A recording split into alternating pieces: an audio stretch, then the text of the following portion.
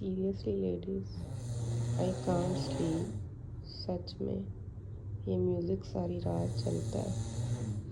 मेरे ख्याल से मेरे अलावा भी बहुत सी लेडीज़ होंगी जो अपने हस्बैंड की इस आदत से बहुत परेशान होंगी। जब तक हमें नींद आती है तब तक सुबह हो जाती है और इनके खर्राटे बंद नहीं होते। प्लीज़ लेडीज़, मुझे भी बताना कि आप लोग भी इसी कैटेगरी में शामिल हैं। Thank you.